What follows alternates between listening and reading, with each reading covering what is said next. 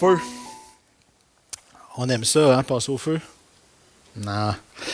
Il n'y a personne qui aime ça, passer au feu. On voit ça comme un événement négatif, passer au feu. Pourquoi? Parce que quand on passe au feu, on perd tout ce qu'on a bâti, ce qu'on a accumulé à travers les années. On voit ça vraiment comme dévastateur. Mais savez-vous que le Seigneur, lui, il voit ça d'un œil positif, passer au feu? Parce que passer au feu, pour lui, c'est une occasion de recommencer à neuf, de reconstruire. Alors, et on a un excellent exemple dans la nature. Vous savez que la forêt boréale, qui couvre la grande majeure partie du Québec, c'est une forêt qui a besoin de brûler.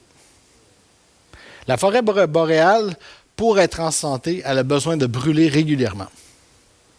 Si elle ne brûlerait pas, plein de cochonneries qui s'amasseraient au sol, qui s'accumuleraient, puis tout l'écosystème serait affecté. Il y a plein d'animaux qui ont besoin que ce ménage-là soit fait pour pouvoir vivre. Par exemple, si vous prenez les bleuets ne poussent pas si la forêt n'a pas des éclaircies et l'enrichissement d'un feu. Et il y a un arbre au Québec qu'on a qui est très particulier. C'est le pin gris. Et en particulier, ce qui est spécial du pin gris, c'est sa cocotte. Si vous connaissez déjà qu'est-ce que je vais dire, là, si vous ne voulez pas. OK? La cocotte de pin gris, elle est spéciale. On peut passer à la prochaine slide. Parce qu'elle est fermée, elle est dure. Les graines sont à l'intérieur. Mais la cocotte de pin gris ne peut pas s'ouvrir. Elle ne peut pas s'ouvrir. C'est super dur. Même les écureuils, là, s'il y a autre chose à manger, ils n'iront pas chercher des cocottes de pain gris. Ils vont aller essayer d'ouvrir des cocottes de pain gris en dernier recours parce que c'est comme essayer là, de... Avez-vous déjà essayé d'ouvrir une noix de coco avec vos mains? c'est dur, dur, dur. Puis on ne le voit pas très bien, là, ici, là, c'est pas autre chose que vous imaginez. C'est une cocotte de pain gris. Et la cocotte de pin gris va pousser sur les branches, bien collée sur les branches, bien accrochée. Et elle va rester accrochée là pendant des années et des années et ne va jamais s'ouvrir en contenant ses graines. Jusqu'à ce que... Tu peux passer à la prochaine. Ah, on va passer à la prochaine. Ça, c'est encore des cocottes de pin gris. Jusqu'à ce qu'elle brûle. Le pin gris, c'est une essence pionnière. Elle a besoin de beaucoup, beaucoup de lumière pour pousser, beaucoup de minéraux qui viennent de la cendre, et elle ne supporte pas la compétition. Donc, la seule façon que le pin gris peut se reproduire, c'est en brûlant. Ça prend un feu de forêt pour ouvrir une cocotte de pin gris. Ça prend des températures de plusieurs centaines de degrés Celsius. Fait que celle que j'ai ici, je l'ai brûlée avec un chalumeau. Après avoir brûlé, vous allez voir, la lignine qui est à l'intérieur de chaque écaille va se détordre, se distendre, et la cocotte va ouvrir et va prendre l'apparence d'une cocotte normale, dans le fond, là. Elle va s'ouvrir et va libérer les graines. Après ça, ces graines-là vont pouvoir refaire un beau peuplement, une belle forêt de pin gris. Mais vous savez quoi? On est un peu comme des cocottes de pin gris.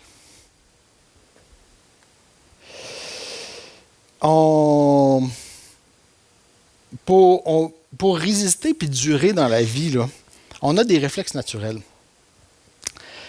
On a besoin d'un système philosophique, on a besoin d'un système religieux, on a besoin d'un système moral qui est solide. Et des fois, pour se protéger de tous les événements de la vie, il devient pratiquement hermétique, notre système philosophique, théologique et moral. Et plus personne est capable de venir l'influencer. Et on juge tout ce qui se passe autour de nous. Vous savez, quand un événement arrive, là, on est tous des grands théologiens, hein, vous savez? Parce que tout ce qui nous arrive, on l'interprète. On l'interprète à partir de notre vécu, on l'interprète à partir de notre théologie, on l'interprète à partir de notre philosophie de vie, et on en tire des conclusions. Des conclusions, des leçons, des jugements. Donc, le problème, c'est que des fois, notre système devient tellement dur et imperméable que rien, même Dieu, ne peut plus entrer. Mais à ce moment-là, plus rien ne sort non plus. On devient totalement infertile, comme un pain gris qui ne brûle pas.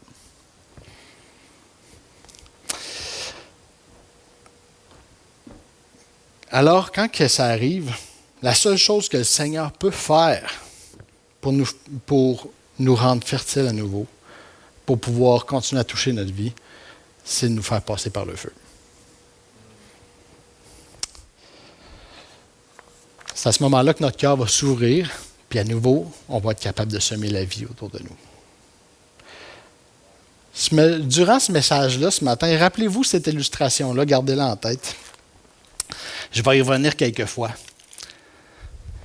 Mais durant ce message-là, ce matin, on va découvrir ce processus-là dans la vie de quelqu'un qu'on aime beaucoup, à travers l'apôtre Pierre.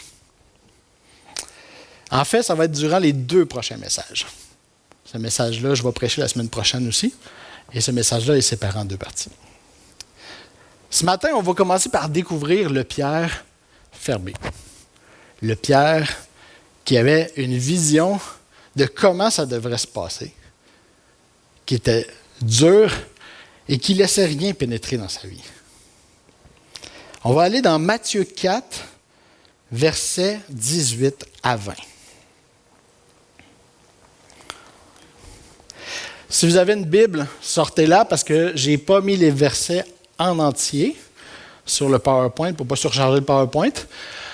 Vous allez pouvoir lire avec moi dans votre Bible, mais j'ai mis les parties qui sont importantes au message dans le verset, sur le PowerPoint. Alors, on va commencer avec le passage où où ce qu'on entend pour la première fois parler de Pierre. Comme il marchait le long de la mer de Galilée, il vit 2 frères, Simon appelé Pierre et André son frère, qui jetaient un filet dans la mer, car ils étaient pêcheurs. Il leur dit, « Suivez-moi, et je vous ferai pêcheurs d'hommes. » Aussitôt, ils laissèrent les filets et le suivirent. On n'ira pas plus loin.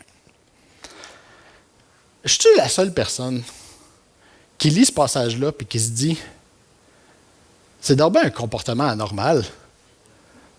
Moi, je suis en train de faire mon travail. Je conduis des camions. Je sais pas, là. Je serais en train de conduire mon camion, puis quelqu'un m'arrêterait sur le bord de la route et disait, « Suis-moi, je vais faire de toi un transporteur d'hommes. » Je laisse pas mon camion là pour m'en aller, là. Il y a quelque chose qui se passe. Premièrement, il y a un précédent culturel. C'était quelque chose de régulier dans la culture juive qu'un maître spirituel s'entoure de disciples pour enseigner. C'était comme ça que la doctrine était enseignée. C'était des maîtres, des rabbins, qui se promenaient puis qui s'entouraient de disciples. À la différence que c'était les disciples qui choisissaient le maître et non le maître qui choisissait ses disciples. Mais Jésus, ici, il choisit ses disciples. Deuxièmement, ça faisait un petit bout que Jean-Baptiste il prêchait dans le désert qu'il allait venir un Messie. Il nourrissait une attente messianique qui était déjà dans le peuple depuis 400 ans. Ça faisait 400 ans que tout le messianisme juif se développait, se construisait. Il n'y avait pas eu de prophète depuis 400 ans. Alors, Jean-Baptiste, il est arrivé juste au bon moment pour prendre tout ce messianisme-là et le mettre en branle et le diriger vers Jésus. Donc, probablement que Simon-Pierre et André avaient entendu des messages de Jean-Baptiste, avaient entendu parler de ce que Jean-Baptiste prêchait, qu'il y avait un Messie qui s'en venait.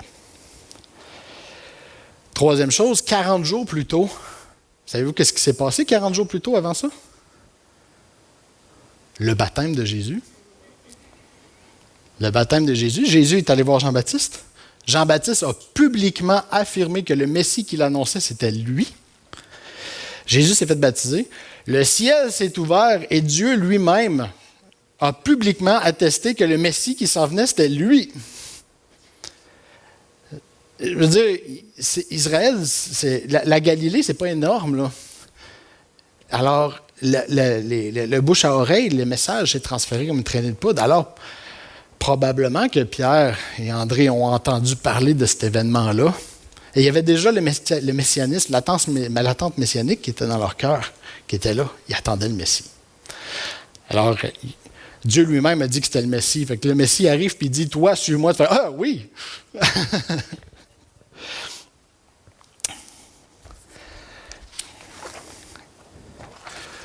Quatrièmement, pendant 30 ans, qu'est-ce que Jésus a fait? En fait, un peu moins de 30 ans, mais depuis son enfance. C'était un charpentier. Ça fait quoi un charpentier? Ça construit, ça travaille sur des choses en bois. Et il venait de la Galilée, pas très loin du lac de Galilée. Il est très probable que les disciples, les pêcheurs, connaissaient Jésus comme étant le gars qui répare les bateaux. Ils l'avaient probablement déjà rencontré. Ce n'était pas un inconnu. Puis Jésus les connaissait aussi. Ça, c'est des suppositions, mais c'est logique. Ça fait du sens. Pierre, une autre chose qu'il faut savoir à propos de Pierre, c'est que Pierre, on imagine souvent les pêcheurs, parce que nous, les pêcheurs, qu'est-ce qu'on a comme image de pêcheurs? C'est la Gaspésie, du monde qui ont bien de la misère à arriver. Mais en Galilée, le métier de pêcheur était le métier le plus lucratif. C'était payant d'être pêcheur. Pierre était propriétaire d'une entreprise, d'une PME. Il y avait des filets, des employés avec son frère, des bateaux. Et il a abandonné son entreprise, sa famille, ce qui n'était pas très honorable à l'époque, ce n'était pas très bien vu d'abandonner sa famille, pour suivre Jésus. Fait que ça veut dire qu'il y avait quand même une conviction profonde là, de suivre Jésus. Ce n'était pas un coup de tête. Là. Donc, ça veut probablement dire qu'il a été élevé en croyant qu'il allait venir un Messie, qu'il allait venir un nouveau roi envoyé de Dieu pour sauver Israël. Quand Jésus a dit « Je ferai de vous des pêcheurs d'hommes », Jésus révèle ici son intention pour Pierre et André. Il dit il veut les former pour être des gens importants et influents dans son royaume. Ça, c'est pas tombé dans l'oreille d'un sourd, là. Le Messie, il vient et il dit, je vais te faire de toi une personne importante dans le nouveau royaume d'Israël. Ça sonne aux yeux de Pierre comme une position importante, puis il ne manquera pas cette opportunité-là. Là. Il se dit, peut-être qu'il va faire de moi un ministre, ou quelque chose comme ça. Mais vous savez, le messianisme, c'est important de comprendre que le messianisme juif n'attendait pas un sauveur qui allait mourir sur la croix, puis qui allait emmener des enseignements, puis fonder une église. Ce qui attendait le messianisme juif, c'était un nouveau roi David. Un roi conquérant avec les pouvoirs de Dieu qui allait abattre tous les ennemis devant Israël et faire d'Israël la nouvelle puissance mondiale au nom de Dieu. Un roi puissant, c'est ça qu'il attendait. Alors quand Pierre se fait appeler, il se dit « Je vais devenir un homme puissant ».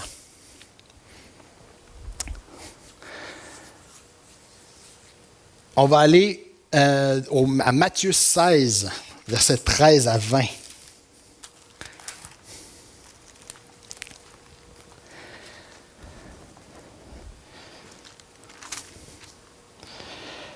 Jésus, étant arrivé dans le territoire de Césarée de Philippe, demanda à ses disciples « Qui suis-je au dire des hommes, moi le Fils de l'homme ?» Ils répondirent, les uns disent que tu es Jean-Baptiste, les autres Élie, les autres Jérémie ou l'un des prophètes. Et vous, leur dit-il, qui dites-vous que je suis? Simon-Pierre répondit, tu es le Christ, le Fils du Dieu vivant. Jésus, reprenant la parole, lui dit, tu es heureux, Simon, fils de Jonas, car ce ne sont pas la chair et le sang qui t'ont révélé cela, mais c'est mon Père qui est dans les cieux. Et moi, je te dis que tu es Pierre et que sur ce roc, je bâtirai mon église et que les portes du séjour des morts ne prévaudront point contre elle. Je te donnerai les clés du royaume des cieux. Ce que tu lieras sur la terre sera lié dans les cieux et ce que tu délieras sur la terre sera délié dans les cieux. Alors il recommanda aux disciples de ne dire à personne qu'il était le Christ.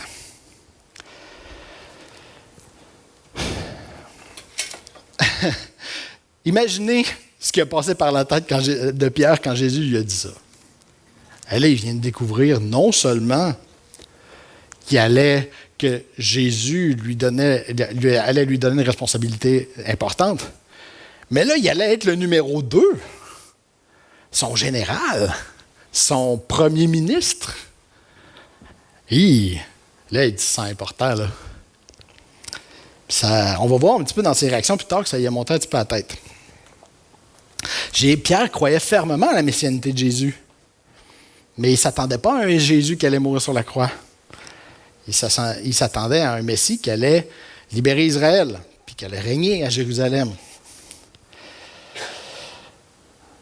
Je vais faire une petite parenthèse sur le verset 18, parce que ce verset-là, il a tellement été mal compris dans l'histoire. Vous savez que dans l'Église catholique, c'est le verset qui est utilisé pour dire que Pierre est le premier pape. C'est les mots employés, la clé est dans les mots employés. Il dit « Et moi, je te dis que tu es Pierre, Pétros. » Pétros, en grec, ça veut dire « petit caillou. » Et que sur ce roc, ou dans d'autres versions, on dit cette pierre, Pétra, rocher, un cap de roche. Fait que déjà, Jésus lui dit, en ce moment, tu n'es pas prêt. Je vais faire de toi un roc, mais tu n'es pas prêt, tu es un petit caillou. Puis un petit caillou, ça n'a pas d'effet. C'est un caillou parmi tant d'autres. Ça ne peut pas supporter quoi que ce soit, un caillou. Un roc, par exemple, ça fait une fondation. Donc, premièrement, il dit, tu n'es pas prêt, mais je vais faire de toi un roc. Les portes du séjour je bâtirai mon église. La traduction église ici est bien ambiguë. Parce que le mot, en arrière, c'est ecclésia. Habituellement, dans la Bible, on traduit ecclésia par église. Mais dans le contexte de l'époque, ecclésia, c'était le mot qui désignait un rassemblement de citoyens dans la culture grecque qui se rassemblaient pour débattre de philosophie ou de voter des nouvelles dispositions dans la ville dans laquelle ils habitent. C'était ça, une ecclésia. C'était un rassemblement. Et quand Jésus a dit ça, est-ce qu'elle existait, l'Église? Non. Alors, de penser que quand il dit Église, il parle d'une institution, c'est complètement anachronique. C'est de dire que les gens vont dire, oui, mais Jésus, il savait qu'est-ce qui allait venir. Oui, mais quand il s'adresse à ses disciples, qu'eux autres, ils ne le savent pas. Fait qu'ils parlent dans leur langage qu'ils peuvent comprendre. Donc, le mot Église ici ne désigne pas l'institution de l'Église, mais un groupe dédié à Jésus. Il dit, je vais bâtir mon groupe. Fait que Pierre, il peut entendre mon armée, il peut entendre C'est un groupe qui ont un but commun. Alors Pierre, lui, il comprend peut-être pas tout ce qui se passe dans ce texte-là, mais il comprend qu'il va être important.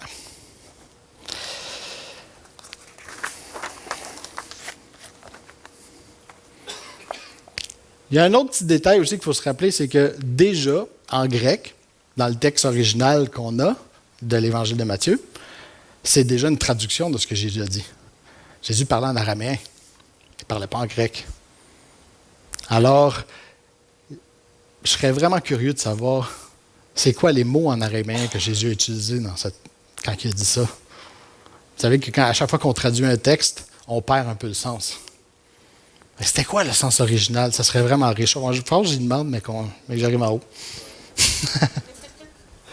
Donc, considérer ce texte-là comme la preuve que Pierre, c'est le premier pape, devient l'équivalent de conclure qu'un auteur du 16e siècle est homosexuel parce qu'il a dit « je suis gay ». OK? C'est anachronique. Au 16e siècle, dire « je suis gay », ça voulait dire « je suis joyeux, de bonne humeur ». Il n'y avait aucune signification sexuelle quelconque. Donc, on continue. Matthieu 16, 21 à 23. Là, le texte qu'on lit là, c'est la suite de la conversation, que Jésus vient juste d'y dire que Pierre va être la fondation Il ne va pas être la fondation, mais il va être important dans son nouveau royaume. Alors, dès lors, Jésus commença à faire connaître à ses disciples il fallait qu'il aille à Jérusalem, qu'il souffre beaucoup de la part des anciens, des principaux sacrificateurs et des scribes, qu'il soit mis à mort et qu'il ressuscite le troisième jour. Pierre, l'ayant pris à part, se mit à le reprendre. Ça y a monté à tête solide, hein? Il commence à reprendre le Messie. Il dit, « À Dieu ne plaise, Seigneur, cela ne t'arrivera pas. » Pierre, on vient de voir là que Pierre, il a un plan pour Jésus. Il n'est pas prêt à suivre le plan de Jésus. Il est prêt à faire suivre Jésus son plan. Mais Jésus, se retournant, dit à Pierre, « Arrière de moi, Satan, tu mets en scandale, car tes pensées ne sont pas les pensées de Dieu, mais celles des hommes. » Aouh! Méchant, comment dire, roller coaster, méchant... montagne russe d'émotions que Pierre a dû vivre là. Il vient de pogner les sommets et le bas-fond en même temps. Il s'est fait dire qu'il allait être super important, puis Satan en même temps. Là.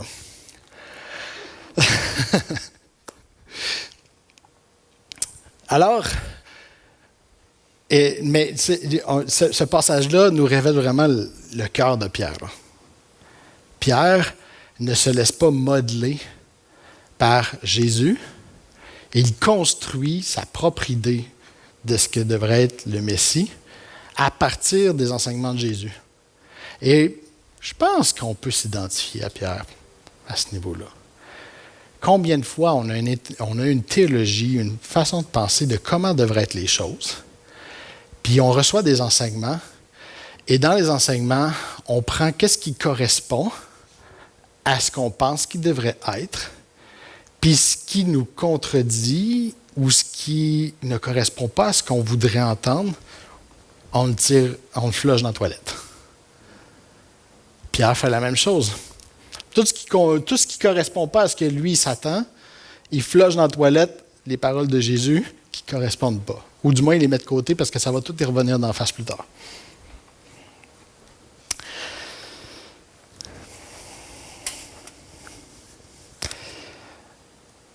Dans l'Église, on a toute une idée un peu de comment Dieu devrait agir dans l'Église. On a été enseigné d'une certaine façon. C'est comme ça qu'il faut que ça se passe.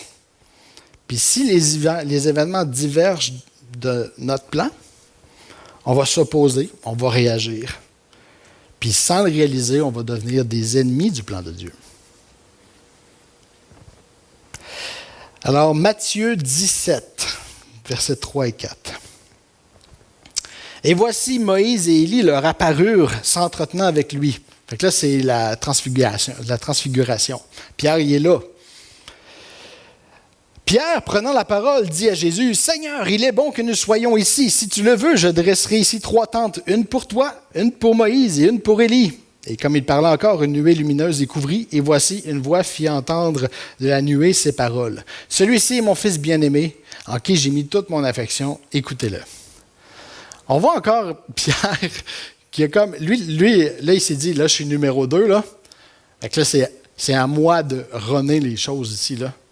Là, il y a Moïse, il y a Élie, il y a Jésus. Fait que là, OK, il faut que je fasse quelque chose. OK, hey les gars, on va faire des tentes. Vous allez dormir. Puis, ce qui est drôle dans le texte, c'est qu'il n'y a personne qui va leur prendre. Ils vont juste l'ignorer. C'est Dieu lui-même qui va l'interrompre et qui va intervenir, dit « Voici mon fils bien-aimé. » Eh bien, Matthieu 19, verset 27. Alors, c'est au milieu d'un enseignement de Jésus. Et c'est tout de suite après que Jésus vient de rencontrer le jeune homme riche. Et Jésus dit au verset 24, « Et je vous le dis encore, il est plus facile à un chameau de passer par le trou d'une aiguille qu'à un riche d'entrer dans le royaume des cieux. » Fait que là, Pierre il a compris l'enseignement. Il dit, « OK, fait que ça veut dire que le riche doit abandonner ses biens matériels pour entrer dans le royaume des cieux. » Il dit, « Moi, j'étais un riche, puis j'ai abandonné mes choses pour suivre Jésus. » Fait que là, Pierre, il dit, Pierre, prenant la parole, lui dit, voici, nous avons tout quitté, t'avons suivi. Qu'en sera-t-il de nous? Pierre, il dit, ah, ça va être quoi mes récompenses? Nous autres, on l'a fait. On est meilleurs que le jeune homme riche. Qu'est-ce que tu vas nous donner, Jésus? Je veux le savoir. Il est curieux, hein, parce qu'il n'y a pas beaucoup de détails sur qu'est-ce qui va être son rôle dans le royaume. Il s'attend des récompenses, puis il croit qu'il mérite. Avez-vous vu ça ici? Il croit qu'il mérite la grâce de Dieu. Parce que, hein? Est-ce que ça nous arrive en tant que croyants des fois de se penser plus méritant qu'un autre? Plus méritant que quelqu'un qui est au début de sa foi chrétienne? Quelqu'un qui se bat avec une dépendance? Hein? Des fois, là, quelqu'un qui se bat avec une dépendance, on a déjà vu ça dans nos églises, hein? Quelqu'un qui est dehors en avant de l'église, là, j'ai déjà vu ça. Malheureusement, j'ai même vu un pasteur faire ça. Quelqu'un qui est en avant de l'église, puis il est en train de fumer ma cigarette, puis le pasteur passe à côté, puis il dit ton corps est le temple du Saint-Esprit, tu ne devrais pas le souiller comme ça. Aouh! Quel manque d'amour. OK. Hein? Oui, c'est ça. Hein? Jésus dit regarde la poutre qui est dans ton œil. Mais ça veut dire qu'on se sent plus méritant que la personne. On pense que nous, on s'est délivré de tous nos problèmes. Mais en réalité, souvent, on s'est délivré de tous ceux qui sont apparents. Mais ceux qui sont sous couvert, que personne ne voit, on se bat encore avec. Et je suis dans le même bateau que vous autres. OK. Matthieu 21. Non, excusez. C'est tout ça? 21. Excusez, je me suis perdu un peu dans mes notes.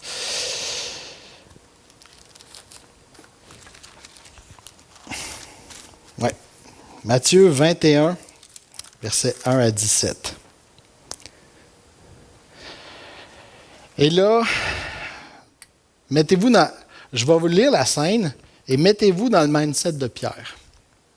Je vais vous donner un petit contexte culturel.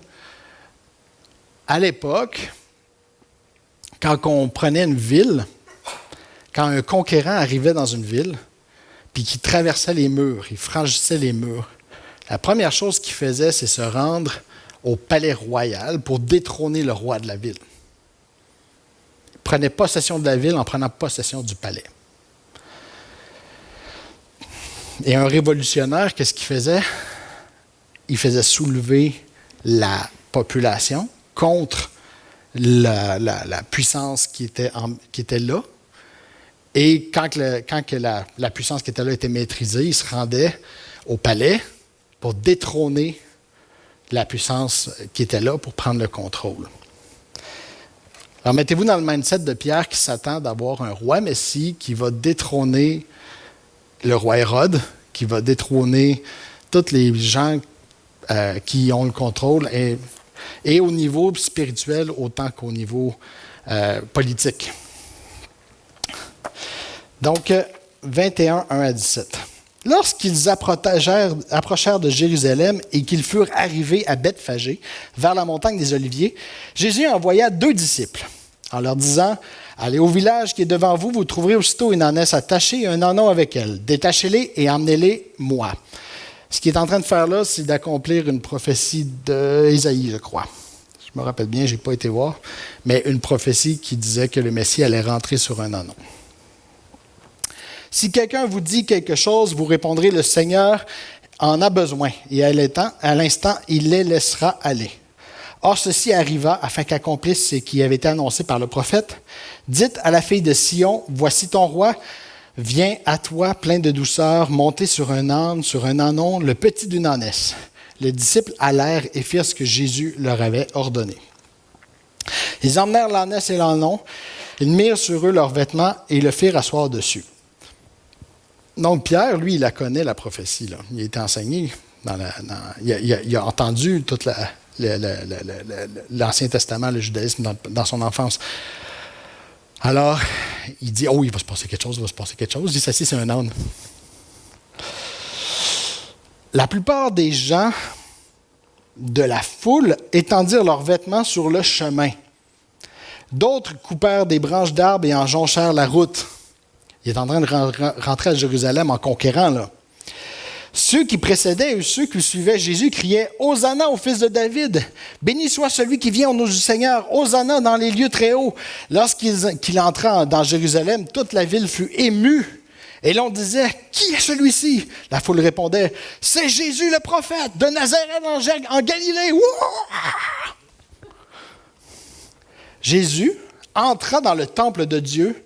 Il chassa tous ceux qui vendaient et qui achetaient dans le temple. Il renversa les tables des changeurs et les sièges des vendeurs de pigeons.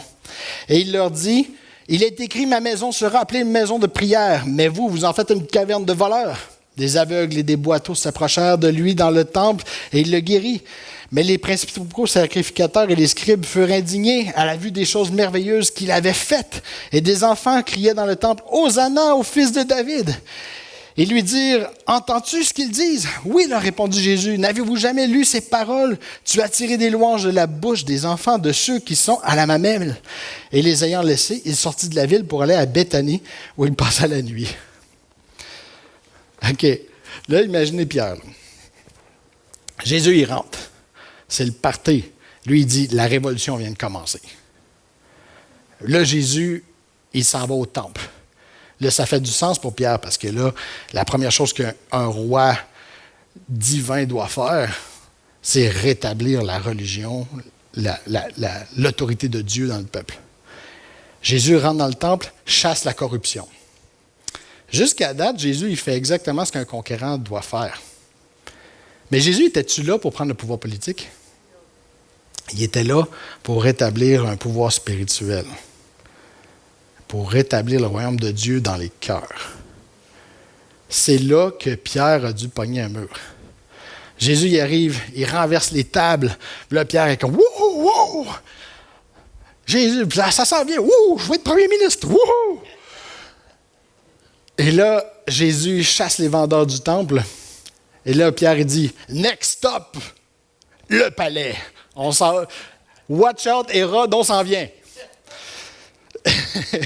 Et là, Jésus se tourne de bord puis il ressort de la ville.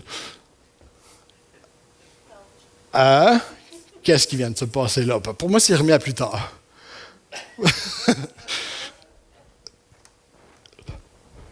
Pierre, et là.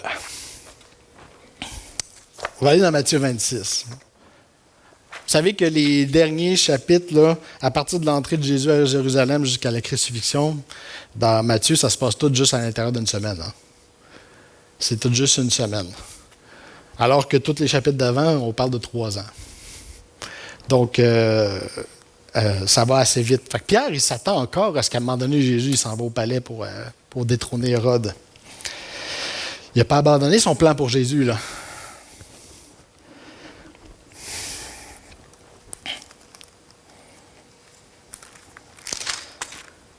Alors, 26, versets 30 à 35. Après avoir chanté les cantiques, là, on est dans la dernière scène.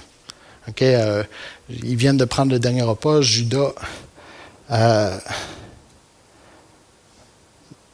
excuse-moi, là, je veux juste être sûr de ce que je dis. Oui, c'est ça.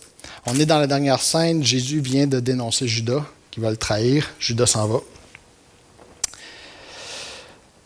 Et là, après avoir mangé les cantiques, chanté les cantiques, il se... Excusez, je déparle. Après avoir chanté les cantiques, ça me prouve que vous m'écoutez. Ils se rendirent à la montagne des Oliviers. Alors Jésus leur dit, « Je serai pour vous tous cette nuit une occasion de chute, car il est écrit, « Je frapperai le berger et les brebis du troupeau seront dispersées. Mais après que je serai ressuscité, je vous précéderai en Galilée. » Pierre, ça ne fait pas l'affaire à Pierre pantoute que Jésus dise ça, là. C'est pas son plan, là. Pierre, prenant la parole, lui dit, « Même si tu étais pour tous une occasion de chute, tu ne le seras jamais pour moi. » Jésus lui dit, « Je te le dis en vérité, cette nuit même, avant que le coq chante, tu me renieras 3 fois. » Pierre lui répondit, « Même s'il me fallait mourir avec toi, je ne te renierai pas. » Et tous les disciples disent la même chose. Il y avait les 2 chips, Pierre. Les autres suivent.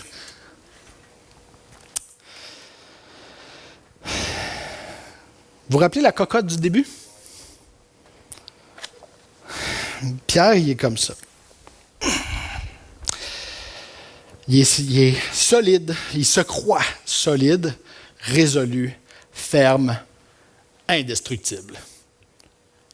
Il se dit, moi, je ne faillirai pas, je vais être ton général, puis je ne te laisserai jamais tomber. Mais il pense encore qu'il y a encore son plan pour Jésus. Là. Sa foi n'est pas en Jésus.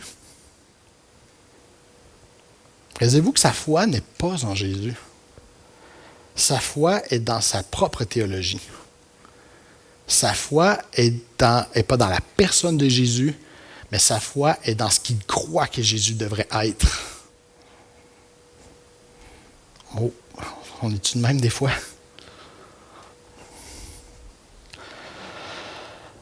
Sa foi est dans sa théologie personnelle. Ça fait que tout ce qui ne correspond pas à sa vision de sa place dans le monde, il va le rejeter. Ça va rebondir sur lui, ça ne fera pas d'effet. Jésus lui dit, tu vas me renier 3 fois aujourd'hui, et Pierre est incapable de recevoir une parole du Fils de Dieu. Il se croit plus juste que Jésus. Il pense que lui a raison et Jésus a tort. Il est en train de dire à Jésus qu'il a tort, qu'il se trompe. Quand on est enfermé dans une vision du monde, de ce que l'Église devrait être, de ce que la théologie est et ne peut pas être autre que ça, on devient tellement inflexible qu'on rejette même le Saint-Esprit quand il nous parle. Puis qu'il ne nous dit pas ce qu'on veut entendre. Versets 50-51. Jésus lui dit, là on est dans l'arrestation de Jésus, Judas est arrivé avec les serviteurs puis du monde, là, du souverain sacrificateur. Et là, Jésus, il se laisse faire. On connaît l'histoire. Il se laisse prendre. Mais ça ne fait pas l'affaire de Pierre.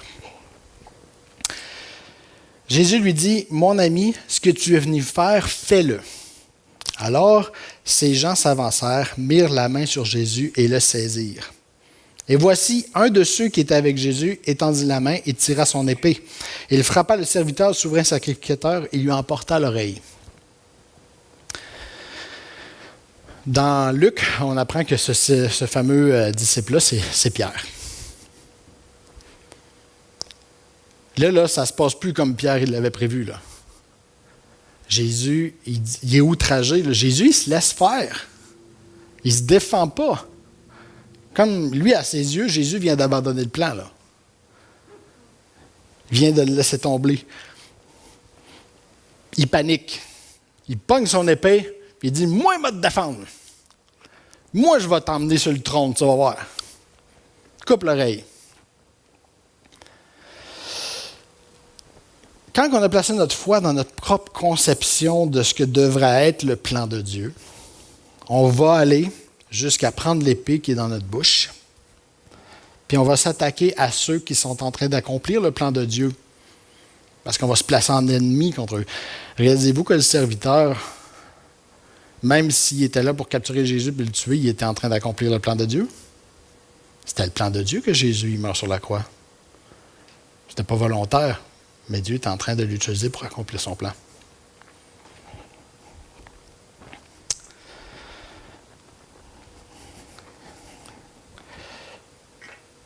Vous vous rappelez qu'il y a juste une façon d'ouvrir la cocotte.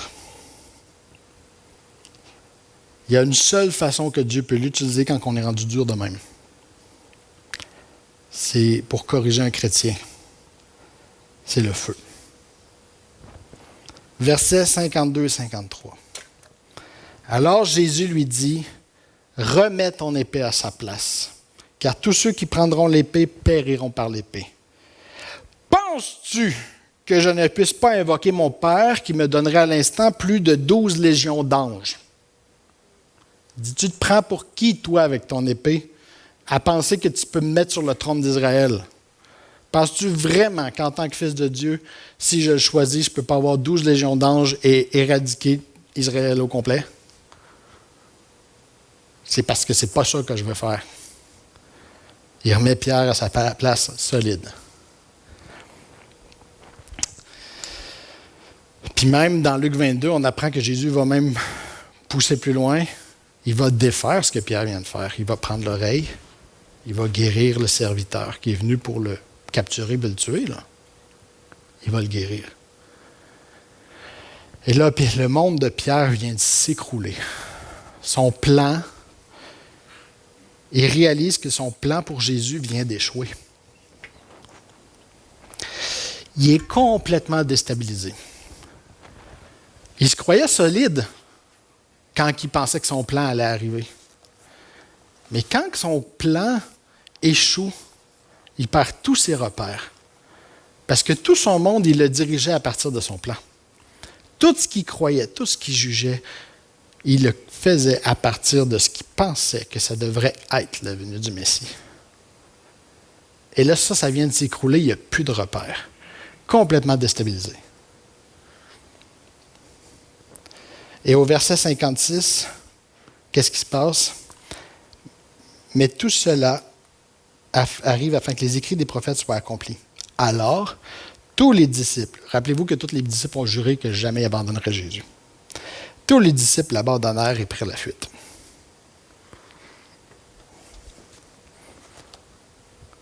Quand ça ne marche plus, quand on réalise qu'on ne peut rien faire, combien de fois est-ce qu'on prend la fuite? Mais même quand on prend la fuite, sachez que Dieu est en arrière et Dieu est au contrôle. Il faut lui faire confiance. Tu vois un frère ou une sœur qui prend la fuite, fâché, déstabilisé. Ne voyez pas ça comme la maison qui brûle puis qui est en train de tout perdre. Voyez ça comme la maison qui va être reconstruite, que le Seigneur va reconstruire. Il est en train de mettre le feu pour que la maison se reconstruise. Quand ta foi est basée sur une religion, ton identité est construite sur un château de cartes. Puis un jour, Jésus va tirer sa carte du bas. Puis ton monde que tu croyais si solide va juste s'écrouler.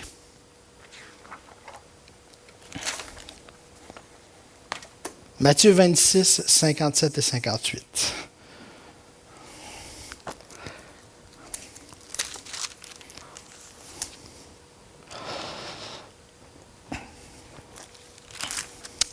Ceux qui avaient saisi Jésus l'emmenèrent chez le souverain sacrificateur Caïphe, où les scribes et les anciens étaient assemblés. Pierre le suivit de loin jusqu'à la cour du souverain sacrificateur, y entra et s'assit avec les serviteurs pour voir comment cela finirait. On va sauter quelques versets, puis on va aller au verset 69. Alors, Pierre il est assis dans la cour, puis là, ils sont en train d'accuser Jésus puis de le juger. Puis Pierre, il regarde ça, là.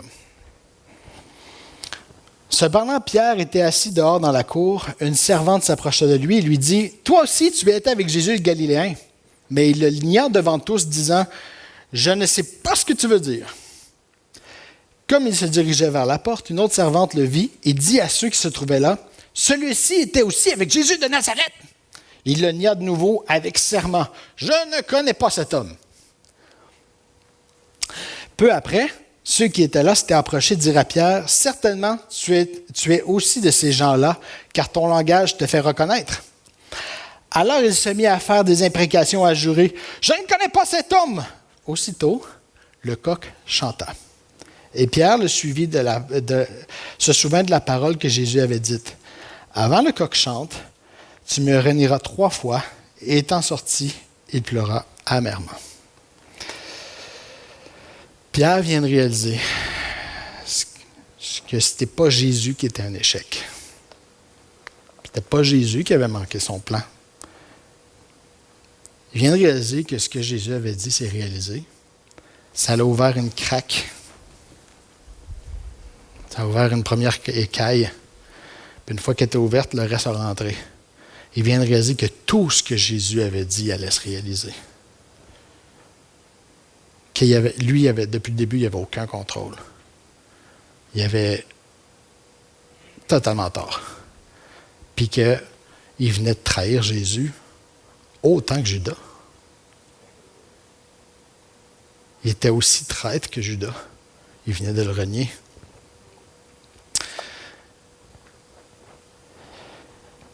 Le château de cartes s'est écroulé, la carapace est brisée. Mais vous savez ce qui arrive à la cocotte qui brûle? Elle va porter du fruit. Elle va s'ouvrir. Quand ton monde s'écroule, c'est une occasion pour Jésus de te reconstruire en la personne que tu devrais être.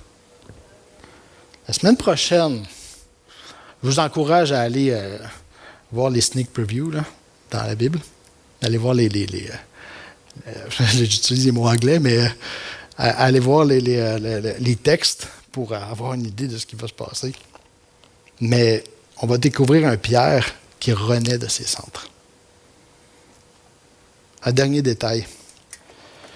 Vous connaissez la scène où Jésus est en train de mourir sur la croix et il dit à Jean et à sa mère, celui-ci est il dit à sa mère, celui-ci est ton fils, et à Jean, celui-ci est ta mère. Mais un détail qui est sous-entendu ici, c'est que les autres disciples ne sont pas là. Il y a juste Jean qui est assez proche pour entendre la voix audible de Jésus sur la croix. Pierre et les autres disciples avaient honte, étaient complètement déstabilisés, leur plan venait de s'écrouler, ils ne savaient plus quoi faire, ils sont restés cachés. Et quand Jésus va leur apparaître, ils sont où? Cachés. Il y a une fois qu'il leur apparaît dans la maison où ils sont cachés. Ils sont cachés, les portes barrées. Parce qu'ils se demandent comment il est fait pour rentrer ici. Les portes sont barrées. Ils ont peur d'eux autres mourir parce qu'ils étaient avec Jésus qui vient d'être crucifié.